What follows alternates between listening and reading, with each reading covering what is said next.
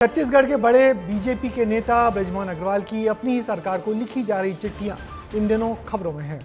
एक सप्ताह के अंदर रायपुर सांसद बृजमोहन अग्रवाल ने प्रदेश के मुखिया विष्णुदेव साय को 2 पत्र लिखकर पार्टी की चिंताएं बढ़ा दी हैं। उनका पहला खत बर्खास्त शिक्षकों को लेकर था, तो दूसरा पत्र राजधानी में कानून व्यवस्था को लेकर है। आखिर क्यों कर रहे हैं बृजमोहन भैया ये लेटर पॉलिटिक्स, और क्या है इन खतों के पीछे की छिपी इबारत? देखिए ये रिपोर्ट।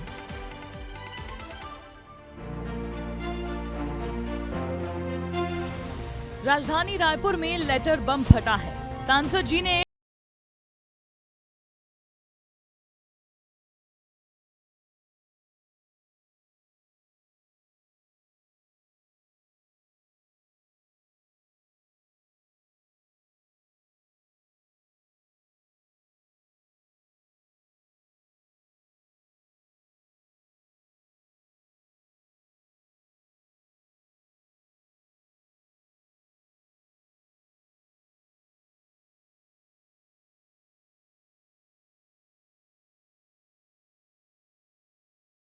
बनती दिखाई दे रही है। कई मौकों पर बृजमोहन अग्रवाल ने राज्य सरकार को आईना दिखाने का काम किया है।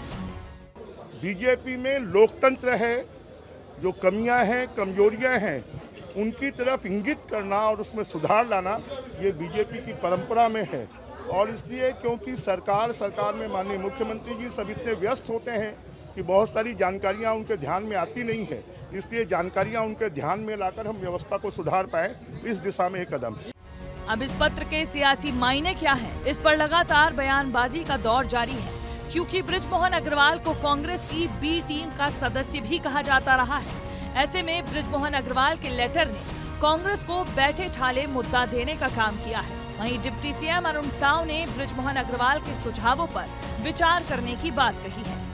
सरकार को ये चिट्ठी लिख रहे हैं तो ये जो सुशासन पखवाड़ा चला रहे हैं उसकी कलई अपने आप खुल गया है। बृजमोहन जी को मंत्री पद से हटाया गया, उसी दिन से बड़े मुश्किल से तो चुनाव के बाद सरकार बनी थी, तो उनको कहीं ना कहीं तो जो और कुछ चाह रहे थे उनको नहीं हो पाया होगा, इसलिए इस प्रकार का चल रहा है।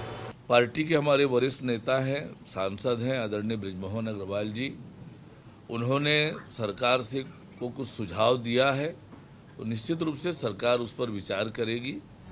राजनीति में आमतौर पर ऐसे लेटरबाजी आपने विपक्ष की ओर से देखी और सुनी होगी, लेकिन जब सत्ता पक्ष की तरफ से ऐसे बयान और लेटर आते हैं तो सवाल खड़े होने लाजमी लगते हैं। अब सीएम इन पत्रों पर क्या एक्शन लेते हैं, इसका इंतजार सभी को है। रायपुर से विस्तार न्यूज के लिए खोमन साहू की रिपोर्ट।